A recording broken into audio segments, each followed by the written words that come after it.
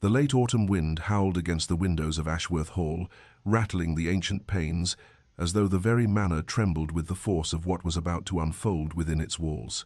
Rain lashed the stone facade in sheets, turning the manicured gardens into a blur of grey and brown, stripping the last defiant leaves from their branches and scattering them across the grounds like the remnants of some forgotten joy. Inside the grand drawing room, where portraits of stern-faced ancestors gazed down from gilded frames, and the fire in the massive hearth did little to warm the suddenly frigid air, Lady Eleanor Ashworth stood with her hands clasped protectively over the swell of her abdomen, 6 months heavy with the child she had believed would bind her marriage in joy. Her pale blue gown, carefully selected that morning when the world still held promise, now felt like a mockery against her trembling form. Before her stood Lord William Ashworth, her husband of 2 years, the man whose gentle courtship had won her heart, whose laughing eyes had once looked upon her with such devotion that she had thought herself the most fortunate woman in all of England. But those eyes held no warmth now. They burned with a cold fury that turned her blood to ice, and in his hands, those hands that had once caressed her face with tenderness, he gripped several letters,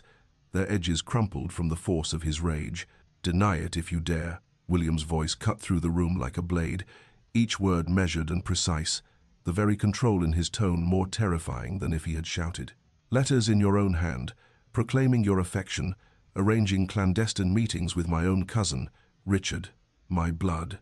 Did you laugh together at my ignorance, madam? Did you mock the fool who believed in your virtue?"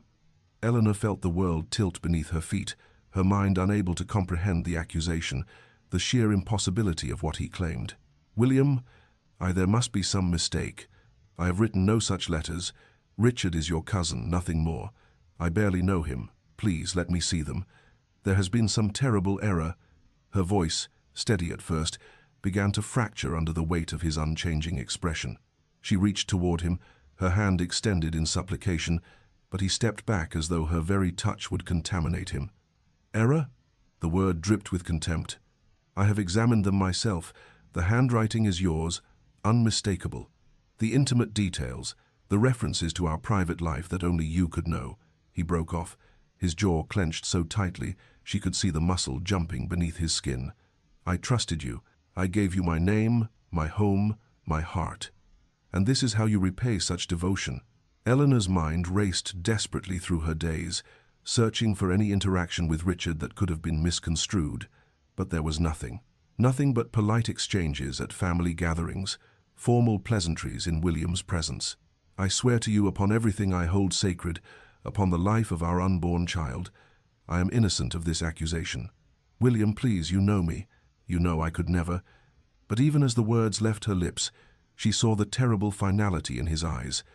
the way he looked at her as though she were already a stranger, someone he had never truly known. The tears that began to stream down her cheeks seemed only to harden his resolve, as if her grief were merely another performance, another deception in a marriage he now believed had been built entirely upon lies. "You will leave Ashworth Hall at first light," William pronounced, and the words fell upon Eleanor like a death sentence, final and absolute, severing her from everything she had known and loved in a single merciless declaration. She staggered backward, her hand reaching for the back of a chair to steady herself as the room seemed to spin around her, the faces in the portraits blurring into accusatory shadows. "William, please, I beg you, think of the child, our child. Where would you have me go? I have no family, no means. You cannot cast me out in this condition, not without." But he turned away from her, his shoulders rigid beneath his coat, his hand raised to silence her pleading. "You have until dawn to gather your belongings. The cottage at the eastern edge of the estate will serve as your residence. You will be provided with basic necessities, nothing more. I will not have you starve, but neither will I endure your presence under this roof another day." The household, which had been conducting its evening duties with the usual quiet efficiency, ground to a halt as the news spread like wildfire through the servants' corridors, whispered behind hands, and met with wide eyes of disbelief. Eleanor climbed the grand staircase to her chambers, each step an agony, feeling the weight of pitying and horrified stares following her ascent, and collapsed onto her bed as Martha, her faithful maid, who had been with her since her wedding day, rushed to her side with tears streaming down her weathered face. "My lady,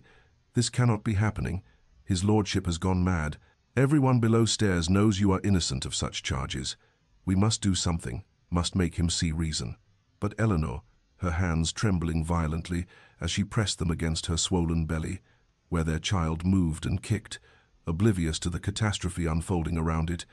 could only shake her head in numb despair. Through the long hours of that terrible night, Martha helped her pack trunks with clothing, books, and the few personal items she could call her own, though everything in this house had been provided by William's wealth, and Eleanor felt herself being systematically erased from the life she had built. Near midnight, summoning the last reserves of her strength and dignity, Eleanor sat at her writing desk and composed a letter to William, her hand shaking so badly that the ink blotted and smeared, but she persevered, pouring her heart onto the page, declaring her innocence with every fiber of her being, begging him to investigate further, to question Richard directly, to give her a chance to prove that these letters were fabrications or mistakes or anything but what he believed them to be. She sealed it with wax, pressed her signet ring into the soft seal, and asked Martha to deliver it to William's study. Martha returned within minutes, her face ashen, holding nothing, and Eleanor knew without asking what had happened. William had taken the letter, and without reading a single word, had consigned it to the flames of his study fireplace, watching her final plea turn to ash, as he had already reduced their marriage to ruins in his heart. Dawn came cold and grey, the rain having given way to a bitter wind that rattled the window panes and seemed to keen with Eleanor's unuttered sorrow. The carriage that would carry her to exile waited in the drive, a small, shabby conveyance rather than the fine coach she had arrived in as a bride, and this deliberate slight was not lost on the staff who had gathered in silent witness, many with tears on their cheeks, to watch their mistress depart in disgrace. Eleanor, wrapped in a heavy cloak that barely concealed her condition, walked through the entrance hall one final time, her eyes touching on every familiar detail, the marble floors she had crossed as a new wife, the flowers she had arranged just yesterday in crystal vases, the very air that held memories of laughter and music and hope, and then she stepped out into the cruel morning and did not look back, though she heard Martha's muffled sobs behind her and knew that at least one soul in this place believed in her innocence, even if the only one who truly mattered had condemned her without mercy or reprieve. The cottage that became Eleanor's prison stood at the eastern edge of the Ashworth estate, a structure that had once housed the gamekeeper and his family before a larger residence had been built closer to the main house, and though it was not without its modest charms, a thatched roof, whitewashed walls, a small garden now overgrown with autumn's decay, it felt to Eleanor like the edge of the world, a place where she had been cast out from all that was familiar and beloved into a limbo of uncertainty and shame. The weeks that followed her banishment moved with the peculiar slowness of suffering, each day stretching interminably before her as she navigated the routines of survival in this diminished existence, her body growing heavier with the child, while her heart seemed to hollow out with loneliness and despair. The villagers, who had once curtsied respectfully when she passed in her carriage, now crossed to the other side of the lane when they saw her approach, their faces averted, their silence more damning than any spoken condemnation, for the scandal had spread like poison through the countryside, and in their eyes she was a fallen woman, an adulteress who had betrayed a good man and brought disgrace upon an honorable name. Martha, bless her faithful heart, came under cover of darkness twice each week, risking William's wrath and her own position to bring supplies, bread and cheese, preserves from the manor's kitchen, wool for knitting, candles to ward off the encroaching winter darkness, and these visits became the only human connection Eleanor possessed, the only moments when she could speak aloud, the thoughts that otherwise circled endlessly in her mind, like caged birds desperate for release. Eleanor spent her days in activities that kept her hands busy. Even as her mind wandered through the labyrinth of her grief, she sewed tiny garments for the baby who would soon arrive, each stitch a prayer for a future she could not imagine. She read from the small collection of books she had been permitted to bring, though the romantic novels that had once delighted her now seemed like cruel mockery, and she wrote letters to William that she knew he would never read, pouring out her innocence, her confusion, her anguish onto page after page that she then locked away in a wooden box, a record of her truth, even if no one would bear witness to it. The child within her moved with increasing vigor, little feet and fists pressing against the walls of her womb, and Eleanor would place her hands on her belly and weep for this innocent life, who would be born into shame, who would never know their father's love, who would bear the burden of a scandal they had no part in creating. And she wondered with desperate aching what William would think if he could feel these movements, if he could know the reality of the child he had helped create and then abandoned. As November gave way to December, winter descended upon the cottage with harsh winds that found every crack and crevice in the old walls, and Eleanor would huddle by the meager fire, wrapped in shawls, watching the frost creep across the window panes like lace patterns of ice, feeling her isolation as a physical weight upon her chest, a crushing loneliness that made each breath an effort, and she thought sometimes that this must be what it felt like to be forgotten by the world, to exist in a space between life and death where nothing mattered and no one cared. And only the insistent movements of her child reminded her that she was still tethered to this earth, still responsible for at least one other soul, and so she endured, day after cold and endless day, waiting for a resolution she could not envision, and grieving for a love she feared was lost forever. William had believed that banishing Eleanor would bring him peace, that removing the source of his humiliation and betrayal from his sight would allow him to rebuild the walls around his wounded pride and resume the life he had known before. Her deception shattered it, but instead he found himself haunted by an absence that filled every corner of Ashworth Hall with ghostly reproach, her empty chair at the dining table a silent accusation, her abandoned embroidery on the drawing-room settee a reminder of all the small domestic intimacies he had destroyed with his righteous fury. He retreated to his study, that masculine sanctuary of leather and dark wood where he had spent so many evenings in her company, reading aloud while she worked at her needlework, and now he sat alone with a decanter of brandy that never seemed to empty, no matter how many glasses he poured,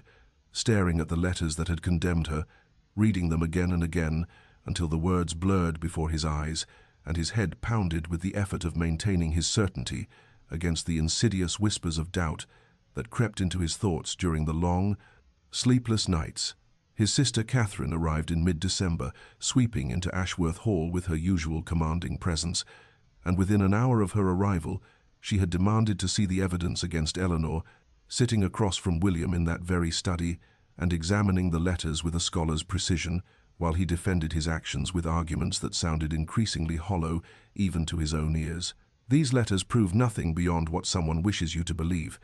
Catherine said, her sharp eyes moving from the pages to her brother's haggard face, noting the shadows beneath his eyes, the tremor in his hands, the bottle that sat too prominently on his desk. "Eleanor has always been devoted to you. Any fool could see it,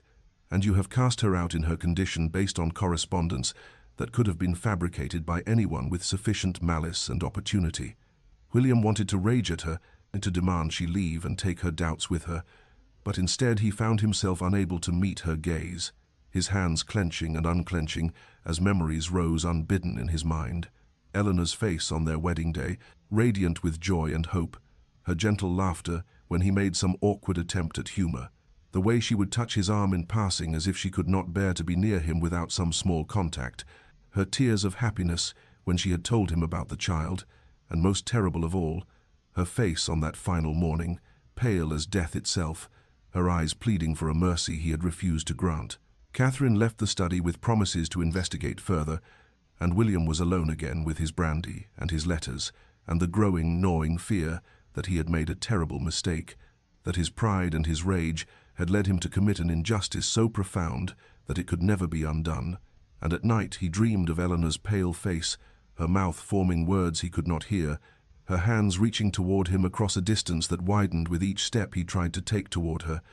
and he would wake gasping, his nightshirt drenched with sweat, the phantom image of her suffering imprinted on his mind like a brand that burned hotter with each passing day. And he knew, though he could not yet admit it even to himself, that whether the letters were true or false, he had destroyed something precious and irreplaceable, and the peace he had sought through banishment remained as elusive as forgiveness in the cold and empty halls of his ancestral home. Catherine Ashworth had inherited her father's methodical mind and her mother's intuition for human nature, and these qualities combined to make her a formidable investigator when she set her mind to uncovering truth, which she did now, with the fierce determination of someone who had watched her brother destroy himself and an innocent woman over evidence that felt wrong in ways she could not initially articulate, but sensed with every instinct she had possessed. She began by examining the letters again in the privacy of her chambers, this time not merely reading the content, but studying the physical documents themselves, the paper quality, the ink color, the formation of individual letters, the pressure of the pen strokes, and what she discovered made her breath catch in her throat. For while the handwriting was indeed remarkably similar to Richard's flowing script, there were subtle inconsistencies in the slant of certain letters, a slight tremor in the loops that suggested someone copying rather than writing naturally. And most damning of all, the paper stock was from a batch that had only been purchased for Ashworth Hall 6 months prior,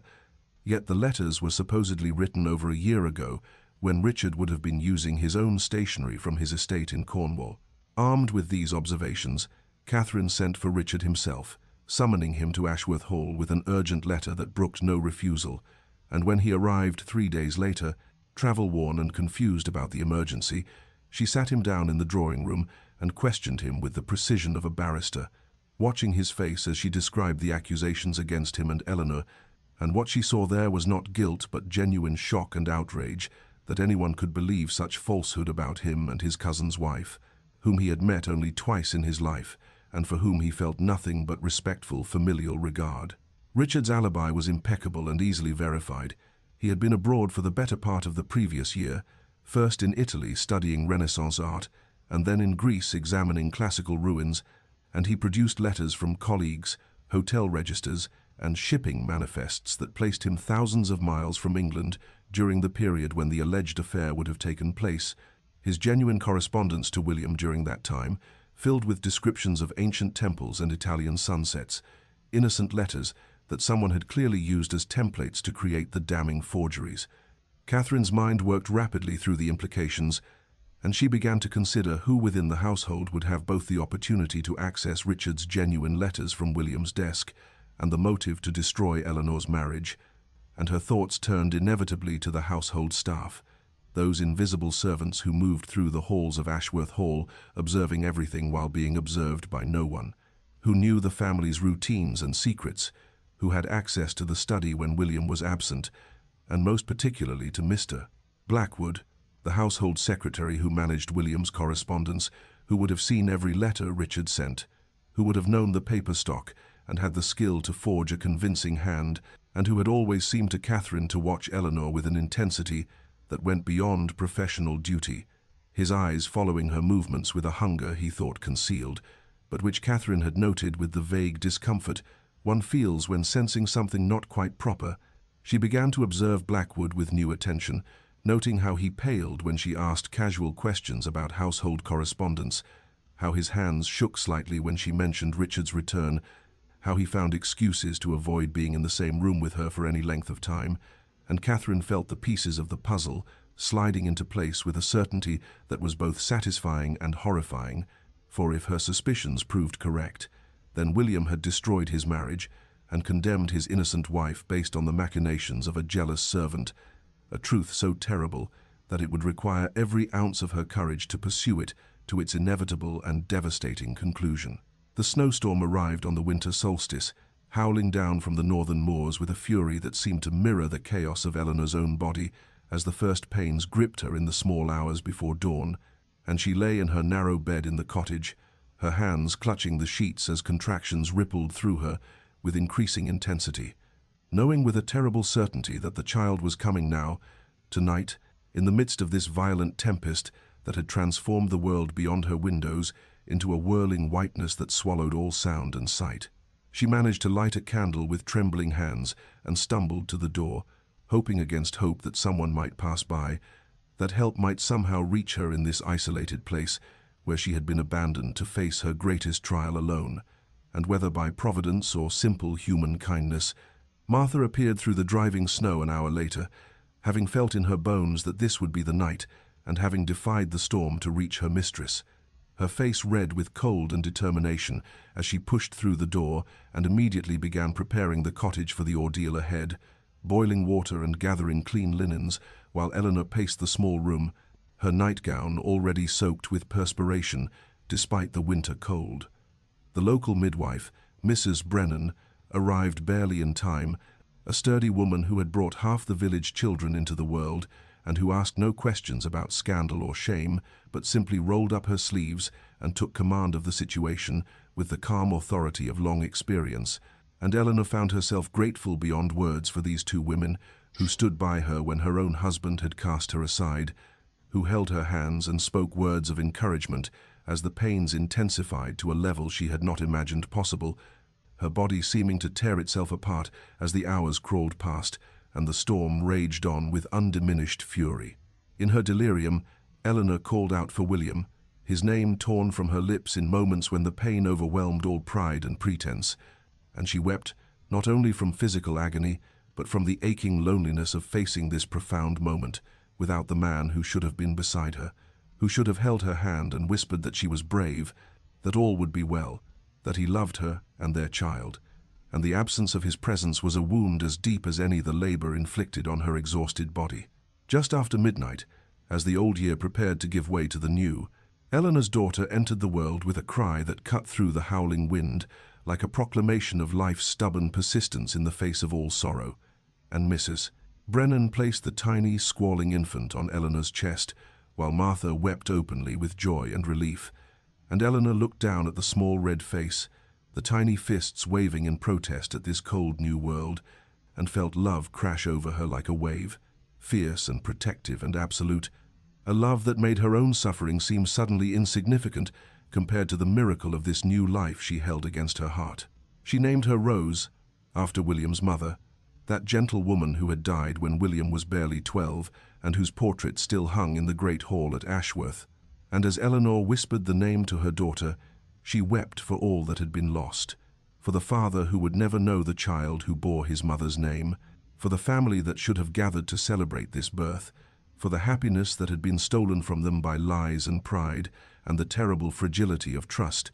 And she held Rose close as the storm finally began to diminish outside, the wind dying to a whisper as dawn approached, and the world lay silent beneath its blanket of fresh snow, beautiful and pure and utterly indifferent to the small human drama that had unfolded in the cottage through that long and lonely night. William had not slept that night, the storm outside matching the tempest within his soul as he paced the halls of Ashworth like a ghost haunting his own life. And though he told himself he had no right to think of Eleanor now, no right to wonder about her welfare or the child she carried, his feet carried him toward the stables, as if moved by some force beyond his conscious will, and he found himself saddling his horse in the darkness, while the wind howled and snow drove against the stable walls with such fury that his groom protested the madness of riding out in such weather. But William ignored him and rode out into the blizzard, his face stung by ice and his vision obscured by the swirling whiteness, following the path toward the cottage more by instinct than sight. He did not know what drew him there on this particular night, whether some mystical connection between husband and wife that transcended his betrayal, or simply the restless guilt that had given him no peace since the moment Eleanor's carriage had disappeared down the drive months ago. But as he approached the cottage through the storm, he saw lamplight burning in the windows, warm and golden against the violence of the winter night, and then he heard it, a sound that stopped his heart in his chest, the thin, piercing cry of a newborn infant cutting through the wind like a knife. William dismounted, his legs nearly giving way beneath him, as the full meaning of that sound penetrated his consciousness, and he stood there in the snow, frozen not by the cold but by the terrible knowledge that his child had been born, was being born, had just entered the world, and he was here, mere yards away, yet separated from that sacred moment by a chasm of his own making, a gulf of accusation and pride and wounded fury that now seemed utterly insignificant compared to the magnitude of what was happening in that small cottage where his wife labored alone, without him, without his hand to hold or his voice to encourage her through the ordeal he should have shared. He moved closer to the cottage, his boots crunching in the fresh snow, and through the window he could see shadows moving inside, the midwife's sturdy figure, Martha's smaller form, and Eleanor as his Eleanor, though he could not see her face clearly, and he heard her cry out, a sound of such pain that it tore through him like a physical wound, and he wanted to burst through the door, to go to her, to beg her forgiveness, to be there as a husband should be. but shame and the knowledge of his own unworthiness kept him rooted to the spot, a silent witness to the consequence of his blindness and his rage. The hours passed and still he stood there, watching, listening, his body growing numb with cold, while his heart burned with a mixture of grief and longing and self-loathing so intense that he wondered if this was how damnation felt, to be so close to something precious and yet forever barred from it by one's own sins. And when finally that infant's cry pierced the night again, stronger now, insistent with life, William fell to his knees in the snow and wept as he had not wept since boyhood,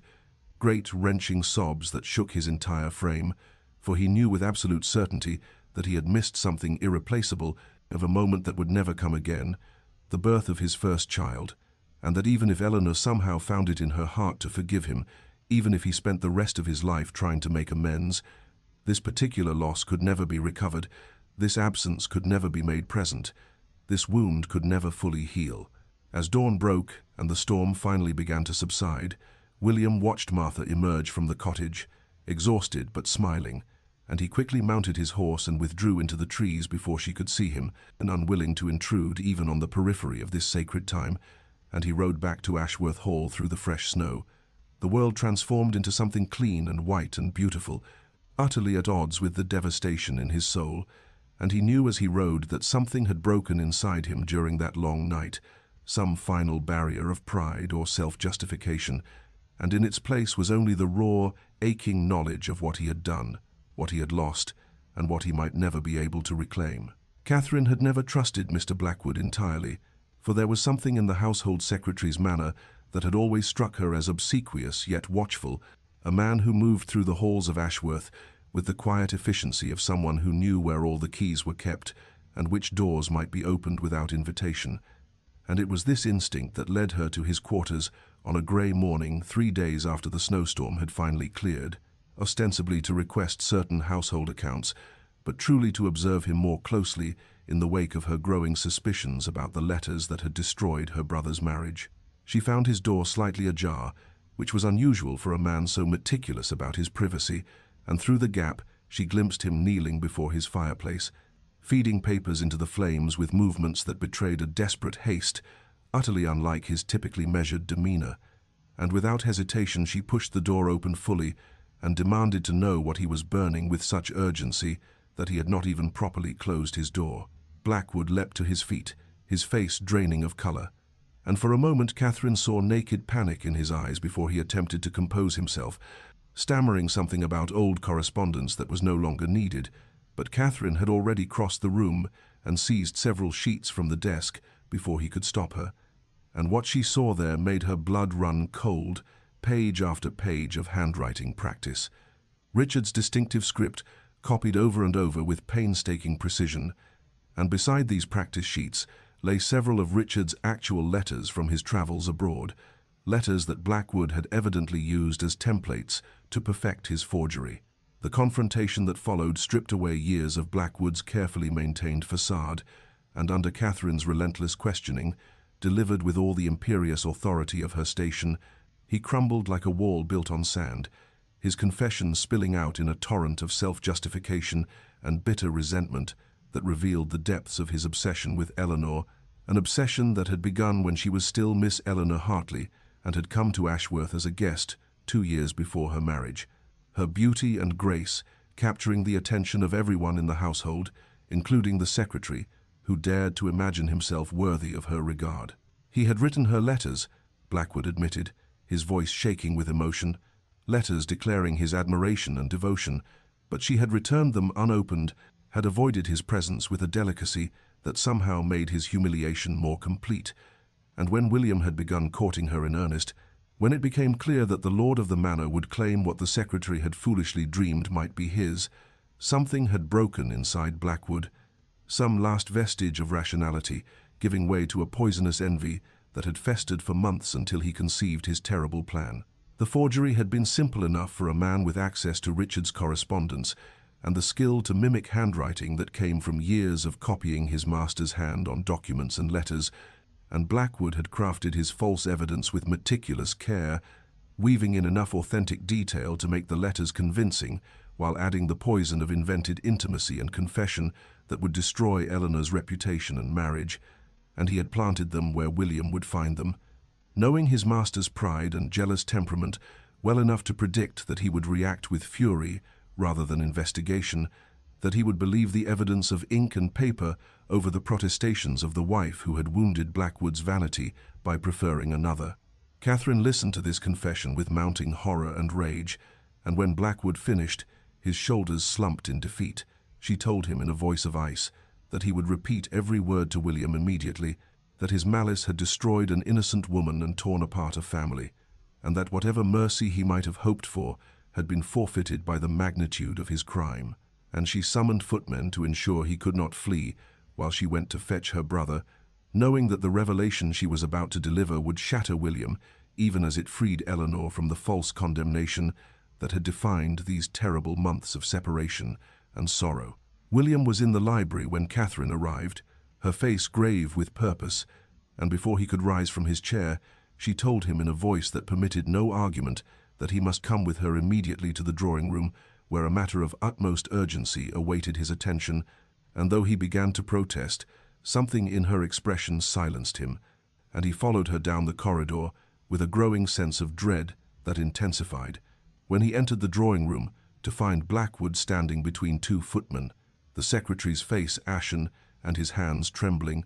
and on the table before them lay the damning evidence, the practice sheets, the genuine letters from Richard, and several of the forged pages that Catherine had rescued from the flames. Catherine presented the facts with cold precision, her voice steady as she recounted Blackwood's confession, and as the full truth unfolded before him, William felt the world tilt and shift beneath his feet, for here was proof absolute that Eleanor had been innocent, that the letters he had believed with such certainty were nothing more than the twisted creation of a jealous man's obsession, and he turned to Blackwood with such fury rising in his chest that the footman stepped forward instinctively to restrain him. But William's rage, though terrible, was eclipsed almost immediately by something far worse, a grief so profound and all-consuming that it drove him to his knees as surely as a physical blow. He demanded that Blackwood explain himself, to speak the words aloud in his own voice, and the secretary did so in a halting confession that laid bare years of unrequited desire and resentment, his voice growing stronger as he tried to justify his actions by claiming that Eleanor had humiliated him by rejecting his advances, that she had deserved to suffer as he had suffered, and it was this final statement that broke through William's paralysis, and he surged to his feet and struck Blackwood across the face with such force that the man fell backward, and William stood over him and said in a voice shaking with barely controlled violence that Blackwood would be turned over to the magistrate immediately, that he would face the full consequences of his crimes. But even as he spoke these words, William knew that no punishment inflicted on Blackwood could undo the damage that had been done, could restore the months of Eleanor's suffering, or return to him the moment of his daughter's birth that he had missed. Catherine ordered the footman to take Blackwood away and lock him in the cellar until the magistrate could be summoned, and when they were alone, William collapsed into a chair and buried his face in his hands,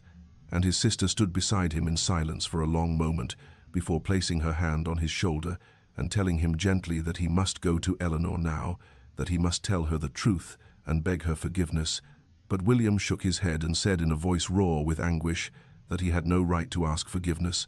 that he had condemned an innocent woman, had cast her out while she carried his child, had left her to suffer alone through pregnancy and childbirth, because he had been too proud and too quick to believe the worst, too ready to let wounded vanity override every instinct of love and trust. And how could such a transgression ever be forgiven? How could Eleanor ever look upon him again without remembering the cruelty of his accusation and the absoluteness of his rejection? Catherine knelt before her brother and took his hands in hers and told him that he could not know whether Eleanor would forgive him unless he had the courage to seek that forgiveness, and that remaining in his guilt and despair was itself a kind of cowardice, an indulgence of his own pain rather than a genuine attempt at redemption.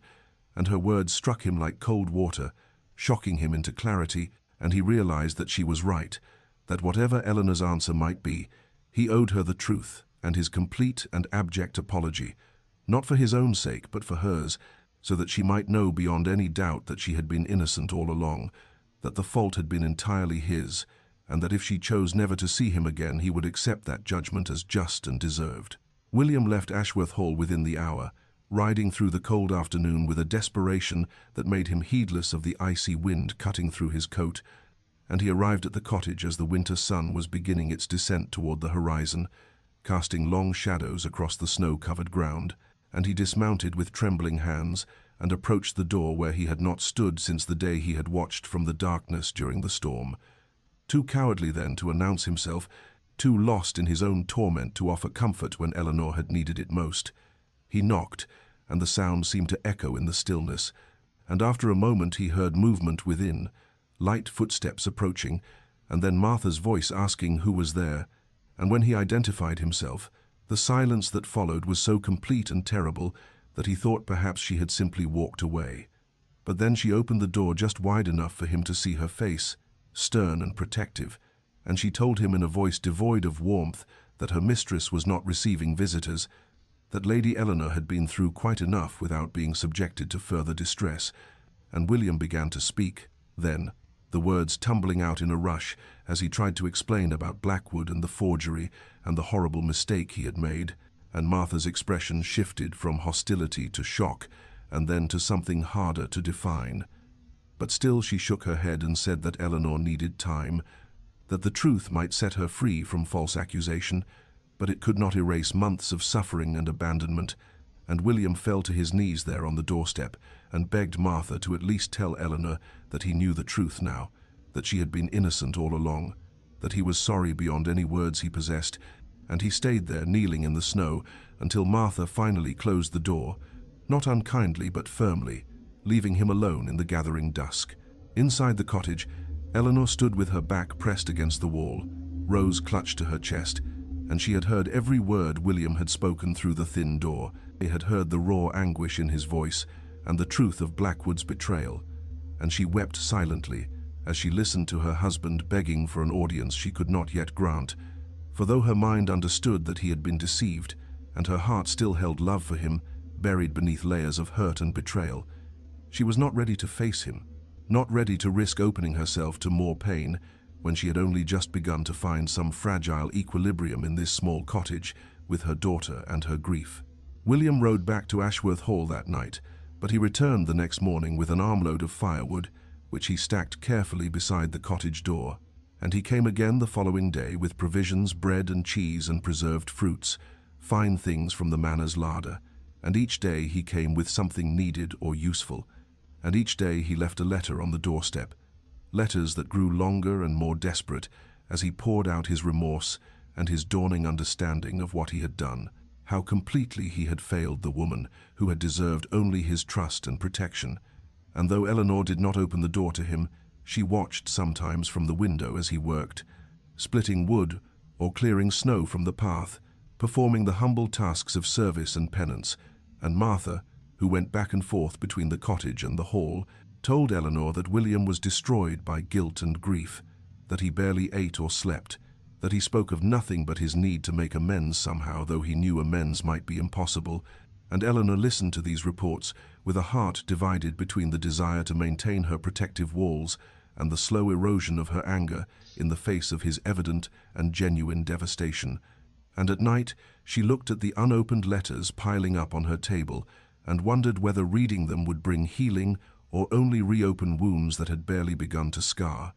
whether the truth that had come too late could ever truly set either of them free. 7 days passed in this manner, with William's daily visits and his letters accumulating on Eleanor's table like fallen leaves, and on the 8th morning Eleanor woke before dawn to find Rose sleeping peacefully in her cradle, and the silence of the cottage pressing against her like a physical weight, and she rose and lit a candle and stood before the stack of unopened letters, her hand hovering over them as she had done a dozen times before, but this time something had shifted within her, some small crack in the armor she had built around her heart, and she picked up the first letter with trembling fingers and broke the seal and began to read. William's words were raw and unguarded, stripped of all the formal eloquence that had characterized their earlier correspondence, and he wrote of Blackwood's confession and the evidence Catherine had discovered, explained in careful detail how the forgery had been accomplished, and his own terrible blindness in accepting the letters as truth, but more than the facts he wrote of his devastation at what he had done, how he had lain awake every night since learning the truth and relived the moment of his accusation, the cruelty of his words, the absoluteness of his rejection, and he confessed that he had no right to ask for forgiveness, but that she deserved to know she had been innocent all along, that the fault had been entirely his, that he would carry the weight of his mistake for the remainder of his days, regardless of whether she ever chose to see him again. Eleanor read through tears that blurred the words on the page, and when she finished the first letter, she picked up the second and then the third, and she read through the morning as Rose slept, and the winter sun climbed slowly into a pale sky, and with each letter she felt something loosening inside her chest. Not forgiveness exactly,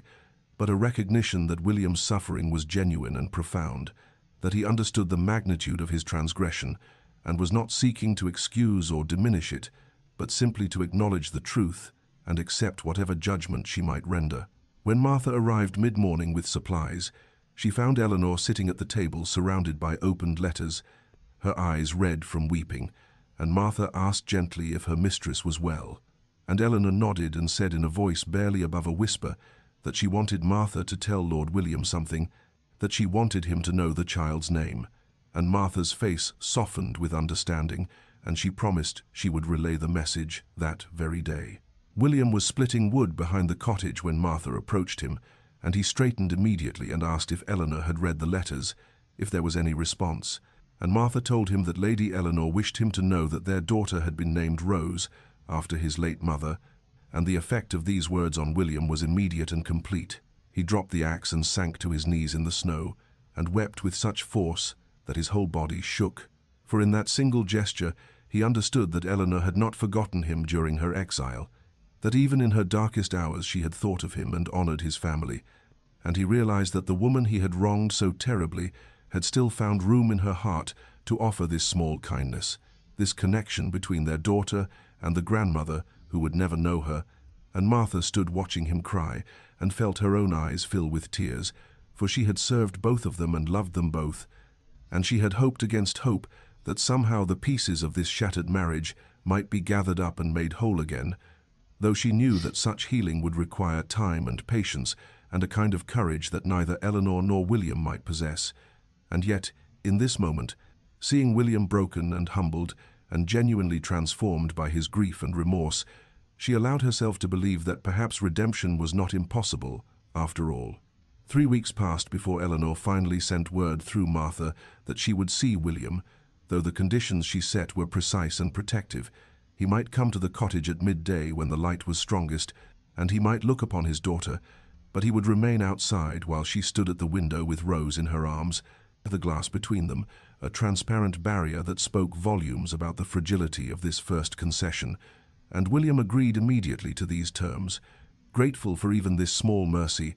and he arrived at the appointed hour dressed with more care than he had shown in months, his hands shaking as he approached the cottage and saw Eleanor's silhouette behind the wavy glass of the window.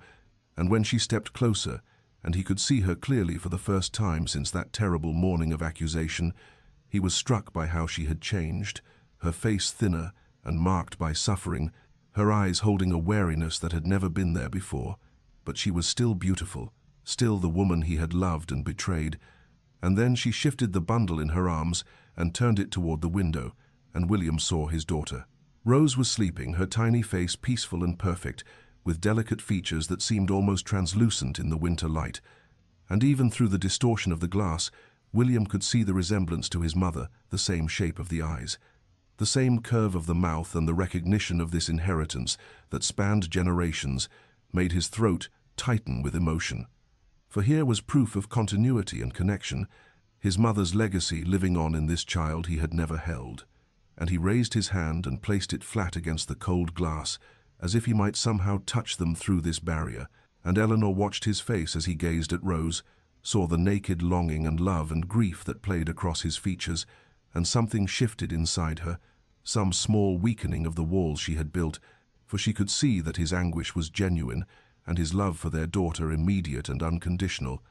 And she found herself studying him as he stood there with his hand pressed to the window,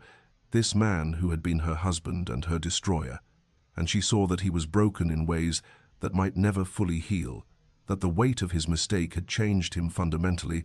and after several long minutes, during which neither of them spoke, but simply looked at each other across the barrier of glass and hurt and time,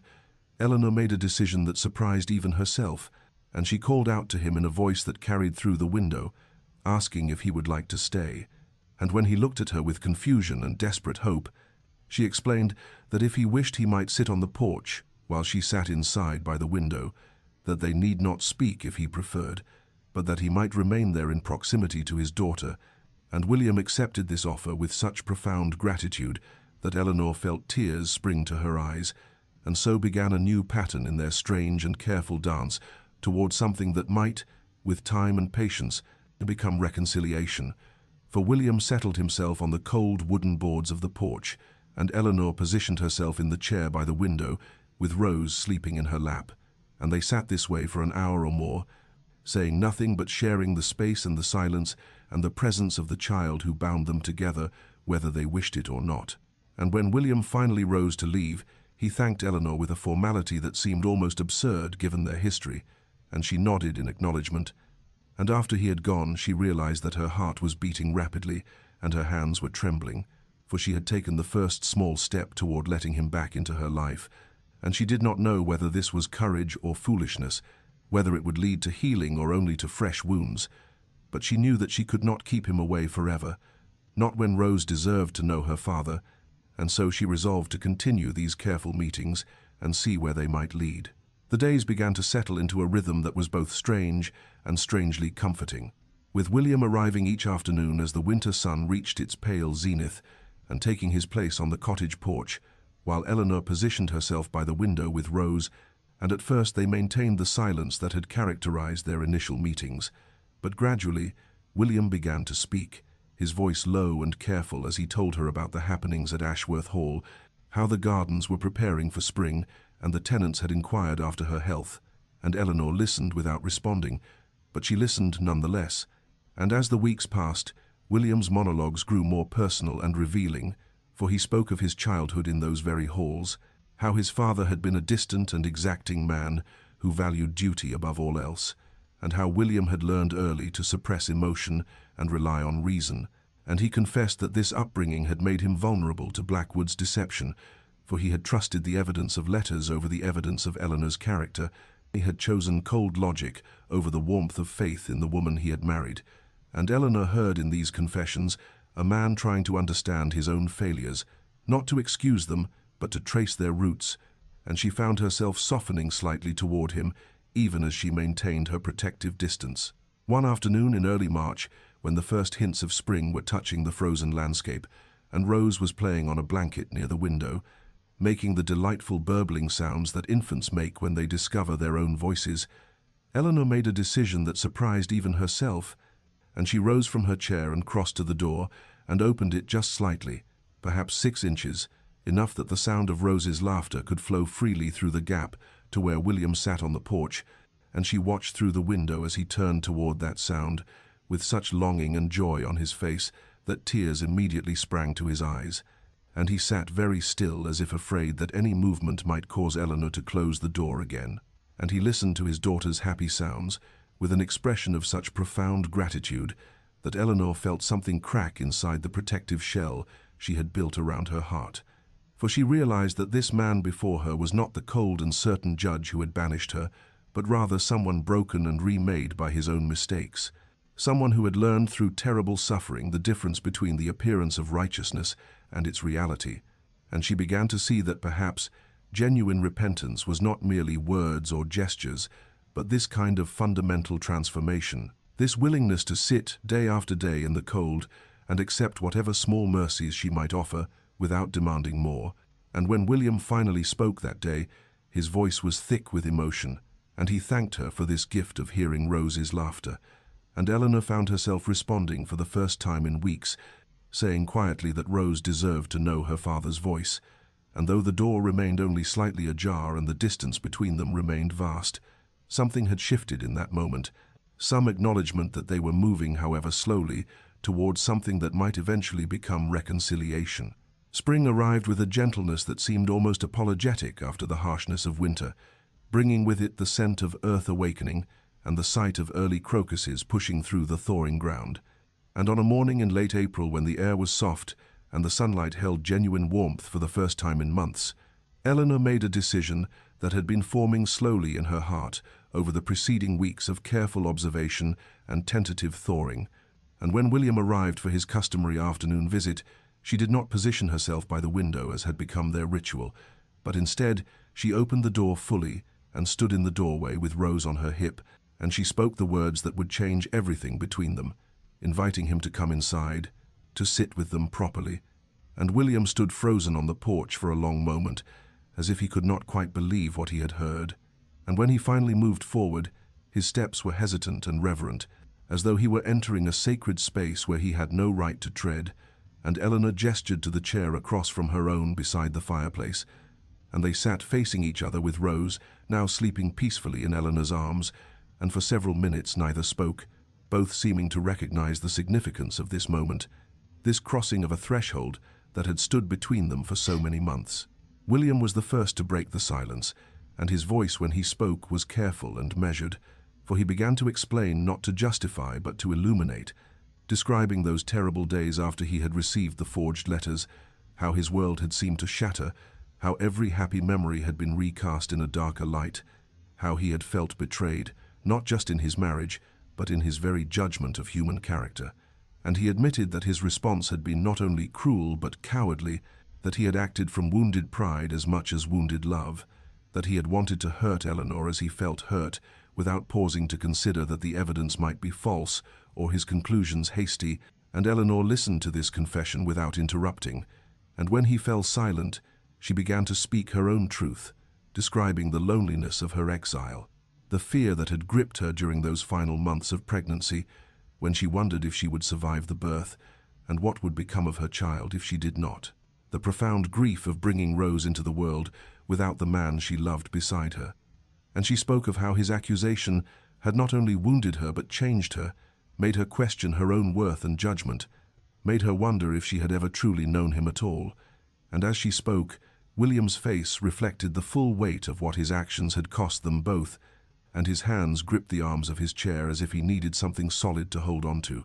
And when Eleanor finished speaking, the room was heavy with shared sorrow and the accumulated pain of separation. Then William said something that surprised Eleanor with its wisdom and humility, for he told her that he was not asking for her forgiveness, that he knew he had no right to ask for such a gift, but that he was asking instead for the opportunity to prove himself worthy of it someday, that he wanted to earn back her trust through patient demonstration rather than through words or appeals to their past, and this acknowledgement that forgiveness could not be demanded or rushed, but must be freely given when and if it came, moved Eleanor deeply, and she found herself studying his face in the firelight, and seeing there not the harsh judge who had condemned her, but a man humbled and transformed by his own failures. And they talked through the afternoon and into the evening, speaking with an honesty that they had never quite achieved even in the early days of their marriage, for they had both been changed by suffering into people capable of deeper truth. And when night had fully fallen, and Rose had woken and been fed and settled again, Eleanor realized that something fundamental had shifted between them, that the door she had opened was not merely physical but emotional, and that while the path to full reconciliation would be long and uncertain, they had taken the first real steps upon it together. The morning came soft and golden, with May sunlight streaming through the cottage windows and the birds singing in the hedgerows as if the world itself was celebrating the tentative peace that had been established between Eleanor and William. And when he arrived that day, Eleanor was waiting with a decision that had formed during the long hours of the previous night when she had lain awake, listening to Rose's gentle breathing and thinking about the conversation William had shared, about the honesty and vulnerability they had finally achieved after so many months of pain and separation. And when William stepped through the door, she saw the mixture of hope and uncertainty in his eyes, the way he had learned to temper his expectations and accept whatever small mercies she might offer. And she realized that this careful humility, this willingness to receive rather than demand, was itself a kind of proof of his transformation. And so she spoke words that would change everything between them, telling him that she thought it was time he met his daughter properly, time he held Rose in his arms as a father should,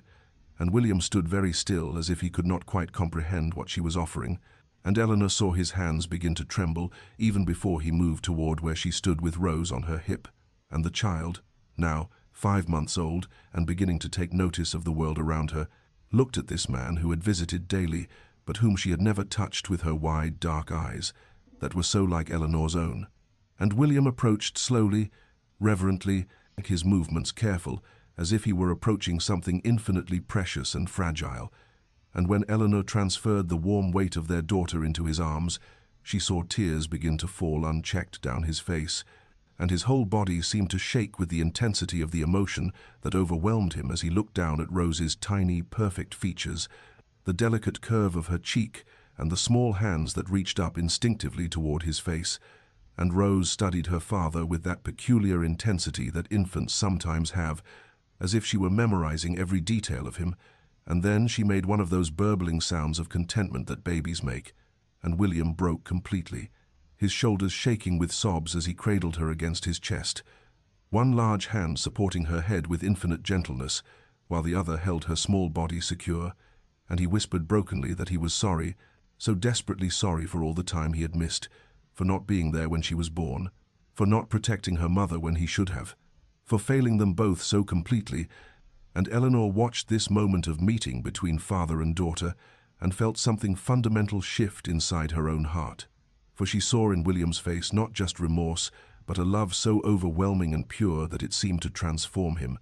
and she recognized in that expression the man she had married, the man she had believed him to be before the terrible accusations. But she also saw someone deeper and more real, someone who had been broken by his own mistakes and rebuilt into something more capable of genuine love, because he now understood its cost. And almost without thinking, Eleanor stepped forward and placed her hand on William's shoulder, the first time she had touched him since that awful day when he had condemned her, and the touch was brief and tentative, but it was there, an acknowledgement that they were, perhaps, no longer two separate people maintaining careful distance, but beginning to become again what they had once been, a family. And William looked up at her with such hope and gratitude in his tear-stained face that Eleanor had to look away,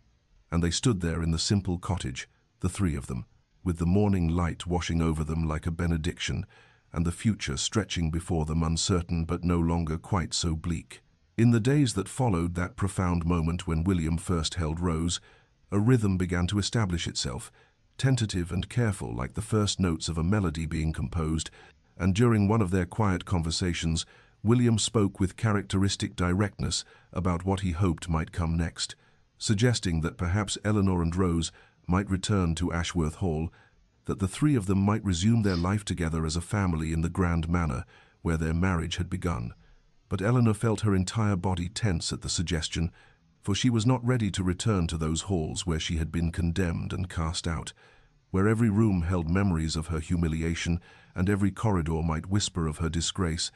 and she told William with gentle but absolute firmness that she could not yet face that return, that the cottage had become her sanctuary, and she needed more time before she could even contemplate leaving it. And William, to his credit, did not press or argue, but instead asked a different question, wondering if he might be permitted to help with the cottage maintenance and to visit more regularly, to make himself useful in whatever way Eleanor would allow. And this more modest proposal felt manageable to Eleanor, felt like something she could accept without surrendering the autonomy and safety she had built for herself during the long months of exile.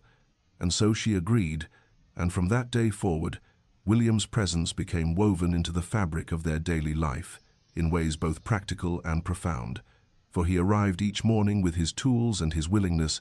repairing the sagging gate and the loose shingles on the roof, chopping wood for the winter stores, even though summer was barely beginning, mending the fence that kept the small kitchen garden safe from wandering deer, and between these tasks he would play with Rose, dangling his watch chain for her to grasp, or making silly faces that drew peals of delighted laughter from her, and Eleanor would watch from the doorway or the window and see in these interactions a kind of courtship, for William was courting not only his daughter's affection but his wife's trust, proving through accumulated small actions what words alone could never demonstrate. And he brought Eleanor gifts that showed he remembered who she was beneath the pain, bringing her books of poetry because he recalled her love of verse, bringing her the first strawberries from the Ashworth Gardens because she had once mentioned they were her favorite, bringing her wildflowers gathered from the fields because she had always preferred them to hothouse blooms. And in the evenings he would read aloud to her while she sewed or nursed Rose, his voice filling the cottage with stories of far-off places and impossible adventures. And slowly, imperceptibly at first, but then with gathering momentum, Eleanor began to feel something shift inside herself, began to recognize that the walls she had built around her heart for protection were perhaps no longer necessary, that the man before her had indeed changed and had been humbled and refined by his own terrible mistakes into someone capable of the patience and devotion that true love required. And she found herself watching him with Rose and feeling not just appreciation, but something warmer, something that reminded her of how she had felt in the early days of their marriage when everything had seemed possible and their future had stretched before them, bright with promise. And though she was not yet ready to speak these feelings aloud, she knew that William's persistent, gentle presence was rebuilding, not just the physical structures of the cottage, but the foundation of trust upon which their marriage might someday stand again. Summer arrived in earnest, bringing with it long golden evenings, when the light seemed to linger forever, and the air was sweet with the scent of honeysuckle and wild roses.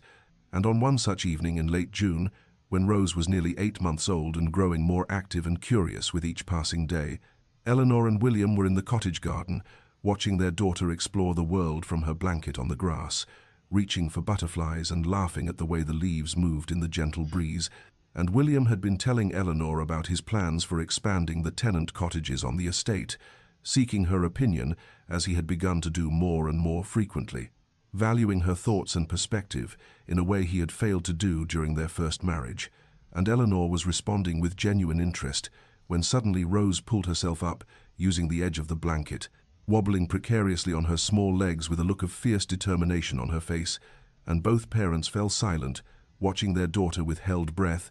And then Rose let go of the blanket and took one lurching step forward, then another and another, moving toward William with her arms outstretched and her face alight with triumph.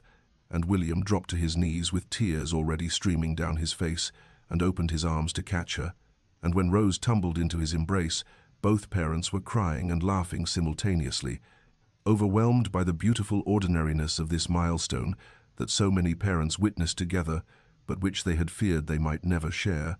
And William held Rose close and looked up at Eleanor with such joy and such sorrow mingled together that Eleanor felt something break open inside her chest, some final barrier she had been maintaining around her heart, and she realized in that crystalline moment of shared happiness that she had forgiven him, truly and completely forgiven him, that the weight of resentment and hurt she had been carrying had somehow dissolved in the accumulated days of his patient devotion and genuine transformation. And when William had settled Rose back on the blanket to practice her new skill, Eleanor asked if he might walk with her for a moment, and they moved to the edge of the garden where the roses grew wild against the stone wall. And there, in the fading light, Eleanor told him that she believed in his remorse, that she could see his love was real and his repentance genuine. And William went very still and then asked in a voice barely above a whisper whether she thought she might someday be able to love him again, whether there was any hope that they might rebuild what he had so carelessly destroyed. And Eleanor looked at this man who had been both her greatest love and her deepest pain, who had condemned her unjustly, but who had also spent months proving his devotion through actions rather than words. And she told him the truth that had been growing in her heart without her quite realizing it, that she had never stopped loving him, even when she hated what he had done, that the love had been buried beneath layers of hurt and betrayal, but it had never died. And now, in the light of his transformation and her own healing, she could feel it stirring again, tender and new, but undeniably there. And William wept openly and asked if he might embrace her, and Eleanor stepped into his arms for the first time since before the accusations. And they stood there in the garden with their daughter playing nearby, and the evening light turning everything to gold, holding each other while the past began finally to release its grip on the present. The decision to return to Ashworth Hall was not made lightly or quickly, but rather emerged gradually over the course of several weeks following that transformative evening in the garden, and Eleanor found herself thinking about the manor, not with the dread and revulsion she had felt for so long, but with a cautious willingness to reclaim what had been stolen from her. And when she finally told William one August morning that she was ready to come home, that she wanted Rose to grow up in the house that was her birthright, and for them to truly be a family again, William wept with gratitude and immediately began making arrangements, and the day of their return was set for late September, when the weather would be fine, and Eleanor would have time to prepare herself emotionally for crossing that threshold again. And when the day arrived, William came to collect them in the carriage, helping Eleanor and Rose inside with such tender care as though they were made of the finest porcelain. And as they traveled the familiar road from the cottage to the main house, Eleanor felt her heart beating rapidly, with anxiety and anticipation mingled together, and Rose, now confidently walking and chattering in her baby language, seemed to sense something significant was happening and clutched her mother's hand tightly. And when the carriage pulled up before the great entrance of Ashworth Hall, the entire household staff was assembled outside in their finest livery. And as William helped Eleanor down from the carriage, they burst into spontaneous applause and cheers, and Eleanor saw tears on many faces, including those of the housekeeper, Mrs. Hartford, and the butler, Mr. Green, who had both served the family for decades, and Martha rushed forward to embrace Eleanor with undisguised joy. And then Catherine appeared at the top of the steps looking radiant and emotional, and she descended quickly to gather Eleanor into a warm embrace, whispering that she had prayed for this day, and that Eleanor belonged here as the true lady of Ashworth Hall, and Eleanor felt the kindness of these people who had never truly believed the lies about her washing over her like a benediction, and with William on one side and Catherine on the other, she walked through the great doors and into the entrance hall, where everything was exactly as she remembered, yet somehow transformed by the knowledge that she was returning not in shame but in triumph. And William led her upstairs to their private chambers, and when he opened the door, Eleanor gasped in surprise, for he had had everything redecorated in soft shades of cream and rose and gold, removing every piece of furniture and every painting that had been there during those terrible days of accusation, and replacing them with new things that held no painful memories. And there was a beautiful nursery adjoining the main bedroom, with a cradle carved from cherry wood and walls painted with delicate flowers and butterflies, and Eleanor turned to William with tears streaming down her face, and thanked him for understanding that she needed this space to be new, to be untainted by the past. And that night, after Rose had been settled in her new cradle, Eleanor and William lay in the great bed that had been brought in specially for their return, with Rose sleeping peacefully between them in her smaller cradle positioned so they could both see her, and Eleanor looked around at the soft candlelight playing on the new walls and felt something she had not felt since before everything fell apart. She felt safe. She felt home. She felt that perhaps the future they had once dreamed of might still be possible after all. The winter months following their return to Ashworth Hall passed in a gentle rhythm of healing and rediscovery, as Eleanor and William learned again how to be husband and wife, not in the naive way of their first marriage, but with a deeper understanding forged through suffering and redemption. And as spring approached and the anniversary of their original wedding drew near, William came to Eleanor one evening when she was reading by the fire and asked with characteristic hesitation whether she might consider renewing their vows, not as a mere formality, but as a true choosing of one another, with full knowledge of all they had endured and overcome. And Eleanor looked up from her book with tears already forming in her eyes, because she had been thinking the same thing, feeling that they needed some ceremony to mark this new beginning and to sanctify what they were building together. And so it was arranged that on the first day of May, they would gather in the small chapel on the estate grounds, with only their closest loved ones present to witness them, pledge themselves to one another again, and the weeks of preparation were filled with quiet anticipation, as Eleanor commissioned a simple gown of cream silk without the elaborate ornamentation of her first wedding dress, something that spoke to the quiet strength she had gained rather than the innocence she had lost. And William worked with the vicar to craft new vows that would acknowledge the journey they had traveled and the commitment they were making, with eyes wide open to human frailty and the possibility of failure.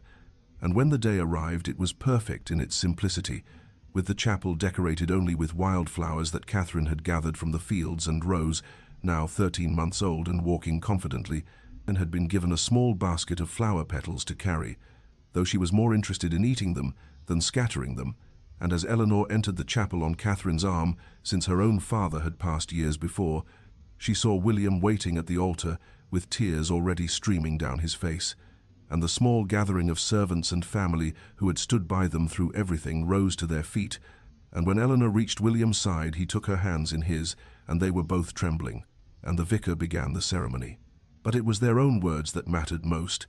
and William spoke first, his voice breaking as he acknowledged the terrible wrong he had done her, and the grace she had shown in allowing him to prove himself worthy of her love again, and he vowed before God and these witnesses that he would spend every remaining day of his life honoring her, protecting her, and choosing to trust her even when fear whispered lies.